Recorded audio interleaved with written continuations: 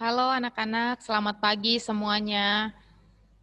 Apa kabarnya? Ibu berharap kamu dalam keadaan yang baik ya. Sebelum kita memulai pembelajaran kita, mari kita devosi terlebih dahulu dan kita berdoa. Terima kasih Bapak untuk kebaikan-Mu yang boleh kami rasakan. Kami boleh bangun pagi hari ini tanpa kekurangan satu apapun. Dan juga pada saat ini kami mau memulai pembelajaran kami melalui devosi. Biarlah kiranya Allah Roh Kudus yang boleh turun di atas setiap kami, supaya kami boleh memahami apa yang ingin Tuhan sampaikan kepada kami pada pagi hari ini. Berbicaralah ya Bapa, kami siap mendengarkannya. Di dalam Kristus Yesus kami berdoa dan bersyukur kepadamu. Amin. Oke, nah anak-anak kemarin ya dan bahkan hari Selasa kalian sudah membahas atau mendengarkan devosi yaitu mengenai pengakuan iman rasuli. Hari ini kita akan tetap melanjutkan tetapi kita akan melihat satu bagian yang khusus begitu ya. Maka mari kita membuka Alkitab dari Lukas 1 ayat 26 sampai 38. Ya sebenarnya ini terlalu panjang, maka Ibu ambil dari ayat 31 sampai 38 saja. Ibu membaca dari sini, kamu juga silakan baca dari tempat kamu ya. Lukas 1 ayat 31 sampai 38, sesungguhnya engkau akan mengandung dan akan melahirkan seorang anak laki-laki dan hendaklah engkau menamai dia Yesus. Ia akan menjadi besar dan akan disebut anak Allah yang maha tinggi, dan Tuhan Allah akan mengaruniakan kepadanya tahta Daud, bapa leluhurnya, dan ia akan menjadi raja atas kaum keturunan Yakub sampai selama-lamanya, dan kerajaannya tidak akan berkesudahan. Kata Maria kepada malaikat itu, bagaimana hal itu mungkin terjadi? Karena aku belum bersuami. Jawab malaikat itu kepadanya, Roh Kudus akan turun atasmu, dan kuasa Allah yang maha tinggi akan menaungi engkau, sebab itu anak yang akan kau lahirkan, sebab itu anak yang akan kau lahirkan itu akan disebut kudus anak Allah. Dan sesungguhnya Elisabet sanakmu itu, ia pun sedang mengandung seorang anak laki-laki pada hari tuanya, dan inilah bulan yang ke-6 bagi dia, yang disebut mandul itu. Sebab bagi Allah tidak ada yang mustahil. Kata Maria, sesungguhnya aku ini adalah hamba Tuhan, jadilah padaku menurut perkataanmu itu. Lalu malaikat itu meninggalkan dia. Nah, demikian pembacaan firman Tuhan. Ayat ini menjelaskan atau menceritakan mengenai kelahirannya Yesus. Ya, kalian pasti sering mendengarkan ayat ini ketika hari Natal ya, mungkin lebih seringnya karena menceritakan bagaimana Yesus itu dilahirkan gitu. Nah, anak-anak kita mau lihat dulu nih, siapakah Yesus itu? Pasti kalian sudah pada tahu ya, siapakah Yesus itu. Seperti yang semenjak sekolah minggu kamu sudah diajarkan ya, bahwa ibu dari Yesus adalah Maria gitu. Tetapi pada saat itu Maria mengandung bayi Yesus belum memiliki suami, ya. Dia masih sedang bertunangan dengan Yusuf, tetapi tiba-tiba ya dia didatangi oleh malaikat, katanya dia akan mengandung daripada Roh Kudus. Itu yang dikatakan kepada Maria. Terus Maria bilang ya, bagaimana mungkin gitu ya, dia nggak percaya. Maria ini nggak percaya, bagaimana mungkin aku tidak memiliki suami tetapi aku mengandung. Tetapi apa yang disampaikan malaikat? Katanya Maria akan mengandung dari Roh Kudus, bukan dari manusia. Begitu. Nah, seperti yang kita tahu ya anak-anak, seharusnya ketika seorang bayi lahir, seharusnya punya ayah dan ibu ya, punya papa dan mama sama seperti kamu. Tetapi ini merupakan satu mukjizat yang terjadi dan hanya satu-satunya selama kehidupan, hanya satu-satunya. Hanya Yesus yang lahir tidak melalui bibit laki-laki, ya. Jadi nggak ada orang di luar Yesus yang bisa lahir tanpa ayah, begitu ya. Hanya Yesus satu-satunya. Nah, ini adalah fakta yang unik dan hanya bisa kita temukan di dalam Alkitab sendiri, begitu. Nah, maka kita tahu ya bahwa Yesus itu memang anak gitu. Yesus itu adalah anak. Nah, sebenarnya di dalam pengakuan iman rasuli, seperti yang sudah kalian dengarkan juga, ini kita bisa lihat ya dibagi ke dalam 3 bagian. Bagian yang pertama, percaya kepada Allah Bapa sebagai pencipta. Nah, untuk hari ini Ibu mau fokuskan kita ke dalam bagian yang kedua, yaitu aku percaya kepada Yesus Kristus, anaknya yang tunggal. Anaknya di sini mengacu kepada Allah Bapa. Maka Yesus Kristus adalah anaknya yang tunggal, yang dikandung daripada Roh Kudus. Ini yang Ibu sampaikan tadi. Yesus lahir ya bukan dari benihnya manusia, tapi Maria itu mengandung daripada Roh Kudus. Ya, maka dia dilahirkan Maria sehingga dia nanti ya Yesus sendiri yang akan menderita di bawah pemerintahannya Pontius Pilatus, yang artinya dia disalibkan, mati dan dikuburkan untuk menebus dosanya manusia. Ya, untuk bagian ketiga akan dibahas berikutnya, yaitu percaya kepada Roh Kudus. Jadi kita akan memfokuskan kepada Yesus Kristus sebagai anaknya Bapa yang tunggal.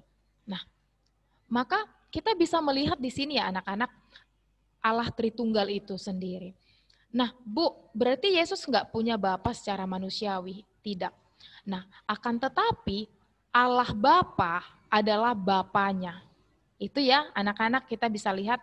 Maka nanti Allah Tritunggal ini ada 3 pribadi tetapi satu esensi. Dan mereka adalah Allah.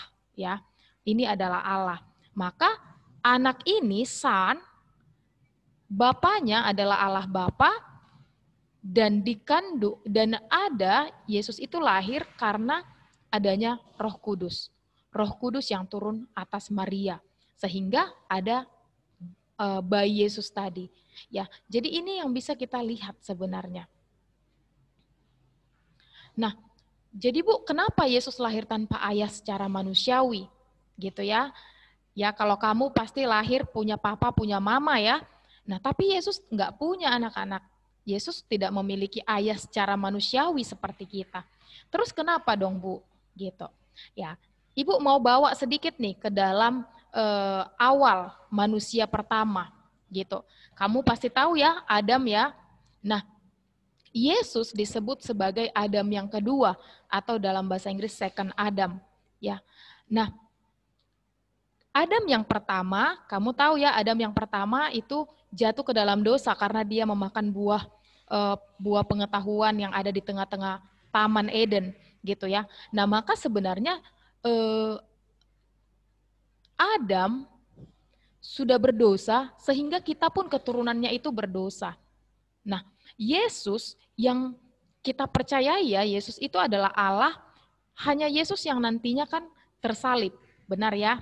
Nah, itulah kenapa sebenarnya Yesus lahir daripada Roh Kudus itu sudah menjadi ketetapannya Allah, sudah menjadi ketetapannya Bapa, begitu ya. Sehingga memang nanti Yesus yang disalibkan itu bukanlah orang yang berdosa. Yesus itu satu-satunya yang sempurna. Karena seperti yang kita tahu tadi ya, bahwa Adam sudah berdosa, Adam yang pertama. Dan Yesus dikatakan sebagai Adam yang kedua, karena satu-satunya yang tidak berdosa, dan dialah yang layak untuk disalibkan, menebus kita yang berdosa ini. Itulah alasannya kenapa Yesus ini lahir tanpa ayah secara manusiawi. Coba bayangkan kalau dia lahir karena ada bibit dari si Yusuf, pasti Yusuf pun kan sudah berdosa. Bagaimana mungkin keturunan yang berdosa, ya Yesus yang berdosa, menyelamatkan kita berdosa? Enggak mungkin, ya. Jadi Yesus dikatakan sebagai second Adam karena dia lahir daripada Roh Kudus sehingga dia kudus dan dia satu-satunya yang sempurna sehingga dia layak untuk menebus dosa manusia. Inilah yang menjadi ketetapannya Allah Bapa dari awal, gitu ya. Nah, maka memang itu alasannya kenapa Yesus tidak memiliki ayah secara manusiawi seperti kita. Nah, bagaimana mungkin ya dikatakan Bapa bahwa Yesus itu adalah anaknya? Kalau kamu ingat di dalam Matius 3 ayat 17 ketika Yohanes Pembaptis membaptis Yesus ya, tiba-tiba terdengar ya suara dari surga dikatakan, lalu terdengarlah suara dari surga mengatakan, inilah anakku yang kukasihi, kepadanya lah aku berkenan. Ini adalah perkataannya Allah Bapa. Inilah anakku, anakku maksudnya Yesus, yang kukasihi, kepadanya lah aku berkenan. Dari sini kita bisa melihat bahwa memang Kristus sendiri merupakan anak dari Allah Bapa yang ada karena Roh Kudus yang turun atas Maria, ya. Maka Kristus yang lahir, yang walaupun tidak memiliki ayah secara manusiawi, ya, dia yang sudah sempurna sebagai second Adam, hanya dialah nantinya yang hanya dialah yang layak untuk disalibkan karena kesempurnaannya yang dimilikinya, ya. Maka bagaimana kita memiliki iman sebenarnya? Bagaimana kita melihat Kristus ini? Ya, anak-anak, Kristus sebagai Allah, sebagai pribadi kedua di dalam Allah Tritunggal, ya. Nah, maka dari bagian ini bagaimana sebenarnya kita melihat ke dalam diri kita? Sejauh mana kita sudah mempercayai Allah, Yesus sebagai anaknya Allah, dan bagaimana sebenarnya kamu, kehidupanmu mempengaruhi kepercayaanmu ini? Ya, maka sebagai refleksi, coba refleksikan sejauh mana kamu mempercayai Yesus Kristus sebagai anak Allah, dan tuliskan komitmen kamu dalam mempercayai bahwa Kristus sebagai anak Allah. Jadi boleh direfleksikan, sudah sejauh mana kamu mempercayai bahwa Yesus Kristus itu adalah anaknya Allah, dan setelah kamu mempercayai itu, apa sih komitmenmu di dalam mempercayai Kristus sebagai anak Allah?